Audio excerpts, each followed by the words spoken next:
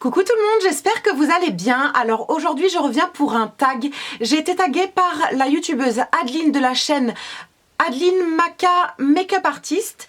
C'est un tag qui a été créé par la youtubeuse Léa Chou, donc je vous mettrai les deux liens dans la barre d'infos, donc n'hésitez pas à aller découvrir leur chaîne.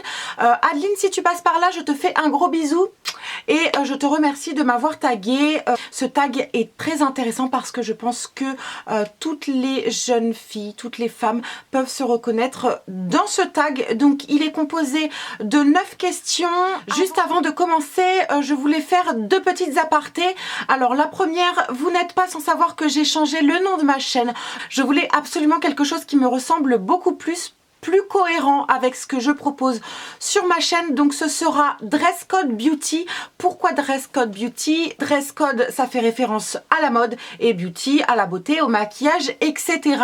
Et puis ça fait comme un jeu de mots, habillez-vous en beauté en fait, et je voulais que chacune puisse se retrouver dans ce nom tout simplement, et j'espère qu'il vous plaira. Deuxième chose, j'anticipe un petit peu les questions. Je me suis fait une couleur, donc j'imagine que ça se voit. C'est pour ça que je vous en parle. Je voulais absolument changer de tête. Voilà, j'en avais un peu marre de ma tête. Mes cheveux étaient ternes, voilà, fades. Ils n'étaient pas homogènes. Donc je me suis lancée. J'ai fait une couleur. Elle est où la boîte? Qu'est-ce que j'en ai fait de la boîte?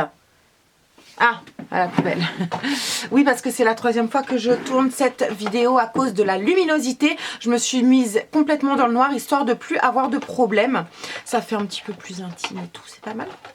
Donc je me suis lancée, j'ai fait cette gamme de couleurs chez L'Oréal. Donc c'est Casting Crème Gloss en teinte châtain foncé corset numéro 300. La boîte m'a coûté 9 € en grande surface et j'ai eu aucun souci. Vous l'appliquez en une fois, vous laissez poser 30 minutes, vous rincez et vous avez une nouvelle couleur qui va s'estomper au fur et à mesure des shampoings. Donc j'aime beaucoup, en plus ça laisse un parfum divin sur les cheveux. Voilà, ça va s'estomper légèrement. Je suis ravie du résultat et voilà, j'espère que ça vous plaît également. Assez blablaté et c'est parti pour le tag. Donc je lis les questions qui sont sur mon iPad juste à côté. Première question, citer deux parties de ton corps que tu aimes. Alors la première, je dirais mes yeux, parce que on me complimente assez régulièrement sur la couleur de mes yeux, comme quoi ils sont beaux, etc. Je vous avoue que moi j'en vois aucun intérêt. Je les trouve un peu fades, c'est-à-dire qu'ils sont ni trop foncés ni trop clairs, ils sont entre les deux. J'aurais préféré avoir une couleur bien franche, mais bon, on ne choisit pas la couleur de ses yeux, donc bon, voilà, je vais pas me plaindre. Je dirais mes yeux dans un premier temps, et deuxièmement, je dirais ma taille. Donc pas ma taille en hauteur, hein, parce que je ne fais que 1,60 m, ma taille au niveau de mon corps, c'est-à-dire que je suis assez pulpeuse au niveau de la poitrine, pulpeuse au niveau des fesses, mais je garde une taille fine, ce qui me permet de m'habiller assez facilement. Encore faut-il savoir la garder fine, et ça c'est une autre histoire. Alors deuxième question, cite deux parties de ton corps que tu détestes. Alors là, j'ai l'embarras du choix clairement, mais je dirais la première chose que je déteste, le plus gros de mes complexes, c'est mon nez. Ouais, tout le monde le sait maintenant. Voilà, c'est pas un secret, hein, tout mon entourage le sait.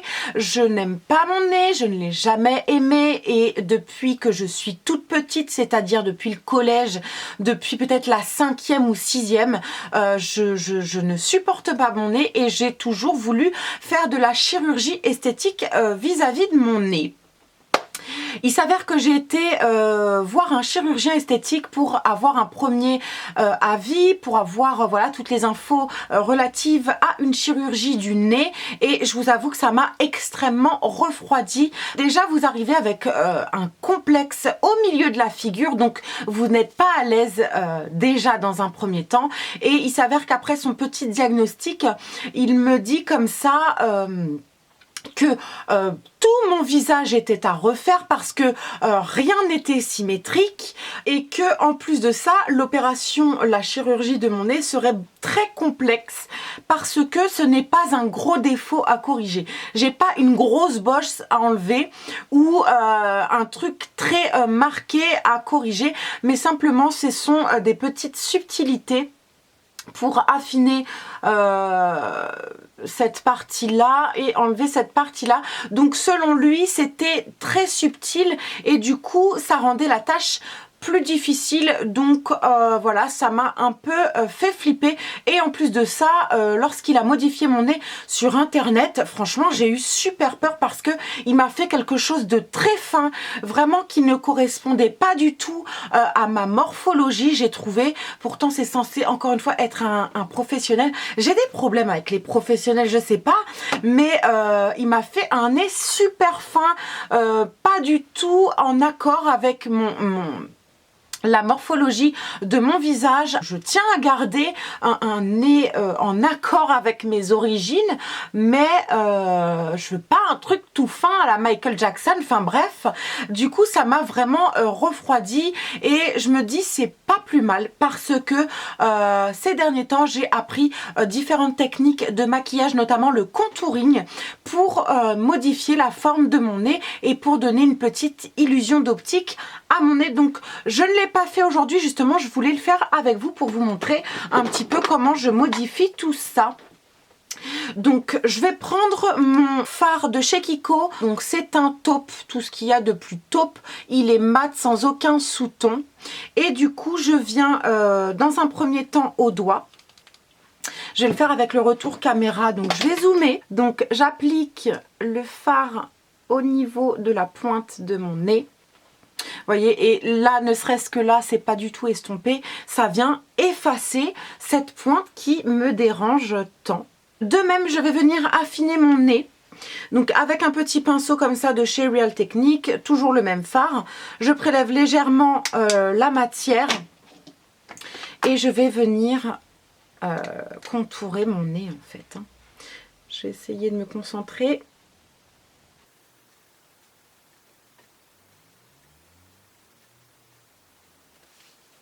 Vous voyez, ça crée une ombre, donc je pense que ça se voit assez bien.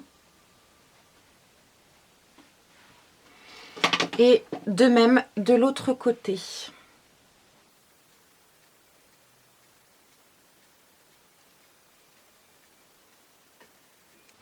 Je viens estomper quand même un petit peu les bords. Vous pouvez le voir, je viens de contourer mon nez, ça vient légèrement l'affiner et ça fait disparaître mon plus gros complexe. Donc pour ça, je suis ravie.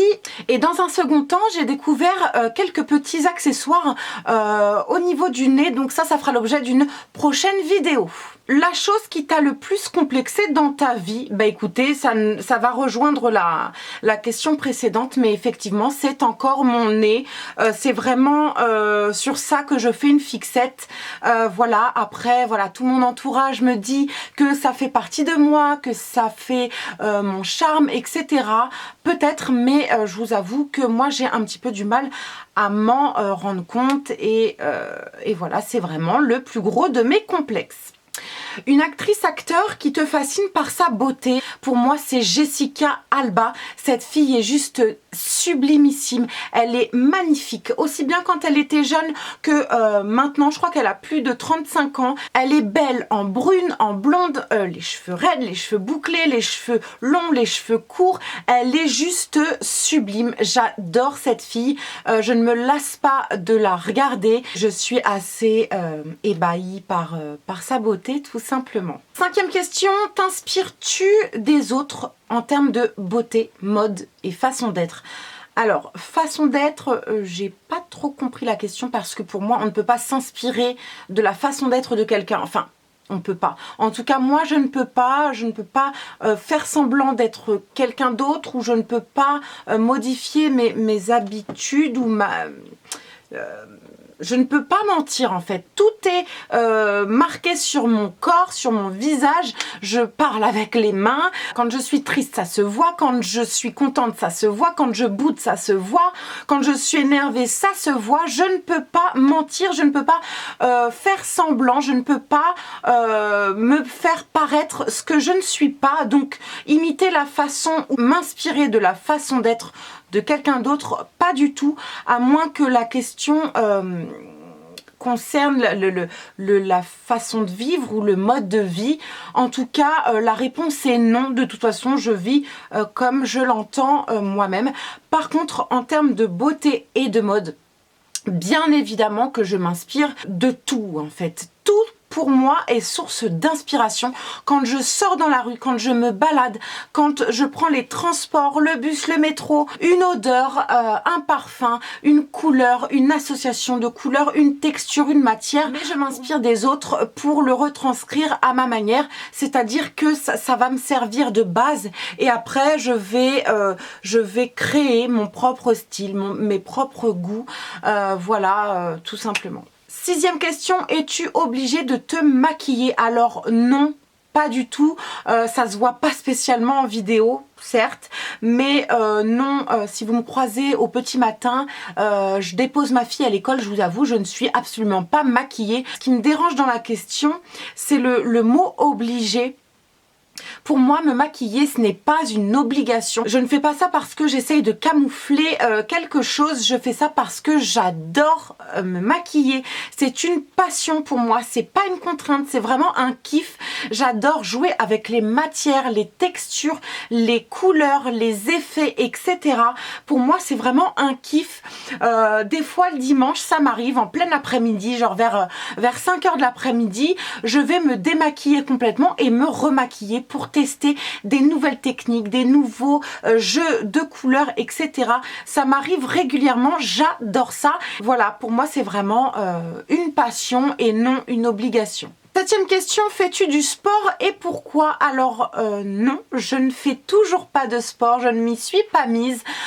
Pourquoi? Alors petit 1, j'ai jamais aimé ça. Je me souviens qu'au collège, je m'arrangeais pour me faire des certificats médicaux et me faire dispenser de sport parce que je ne supportais pas l'endurance notamment, de courir comme ça pour faire des tours de terrain. Je trouvais que ça ne servait à rien et je ne prenais aucun plaisir et finalement j'ai gardé cette espèce d'habitude à ne rien faire de mon corps, ce qui est plutôt négatif parce que malgré le fait que je n'aime pas ça, je pense que le sport est complètement bénéfique pour le corps, pour garder une jeunesse, pour garder une bonne hygiène de vie.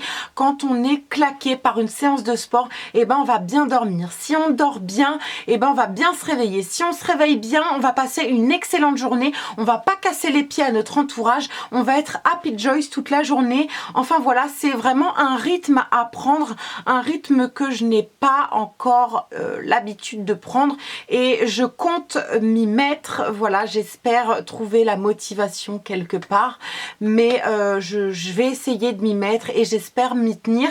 J'espère me droguer au sport parce qu'il paraît que quand on commence, on n'arrive plus à s'arrêter. Alors j'ai déjà commencé plusieurs fois et finalement je me suis toujours arrêtée. Alors là je vais essayer d'être un peu plus endurante pour essayer de garder le rythme et pour raffermir tout ça parce que il est vraiment temps que je m'y mette. 8e question, penses-tu que trop s'aimer est négatif? Alors oui, je pense que trop s'aimer est négatif. Trop s'aimer, c'est ne pas être conscient de ses défauts finalement et du coup c'est avoir une image complètement erronée de soi, c'est se mettre sur un piédestal en pensant qu'il n'y a rien de mieux que soi, il n'y a pas plus beau, etc. Il y a toujours mieux que soi et être conscient de ses défauts, de ses faiblesses, je trouve que ça rajoute une une qualité à une personne, quelqu'un de humble et qui a de l'humilité. Je trouve que ça rend la personne beaucoup plus belle. Je préfère les gens avec des failles, des défauts, des cicatrices et je les trouve beaucoup plus intéressants et voilà, je me retrouve beaucoup plus dans ce genre de personnes que dans les gens qui sont sûrs d'eux, qui sont beaux, qui le savent et qui le font savoir à toute la terre. Ça m'insupporte au possible. Donc voilà, j'essaye de les éviter un maximum. Donc oui, pour moi, trop s'aimer, c'est plutôt négatif. Après, il y a une différence entre avoir confiance en soi, chose qui n'est pas mon cas, et trop s'aimer. C'est vraiment deux choses bien différentes. Un conseil pour s'accepter. Alors j'ai un peu bugué sur cette question, du coup j'ai noté des trucs. Je ne peux pas prétendre donner des conseils pour s'accepter étant donné que moi-même j'ai du mal à m'accepter. Alors je pense que ça vient avec le temps, avec l'âge, avec l'expérience. On apprend à se voir différemment. Je vous avoue qu'à 13 ans, je ne me supportais pas et ça a duré pendant énormément de temps. Mais je vous ai quand même noté des petites choses qui peut-être pourront vous aider voilà, à vous accepter un peu plus. Déjà, il faut se faire une raison. Vous avez une sale gueule, vous avez une sale gueule. Non, je déconne. Hein.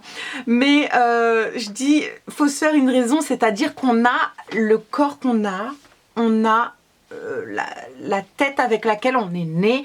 On n'a pas le choix de s'accepter et de s'aimer. Peut-être pas, c'est un grand mot, mais on n'a pas le choix de faire avec ce qu'on est.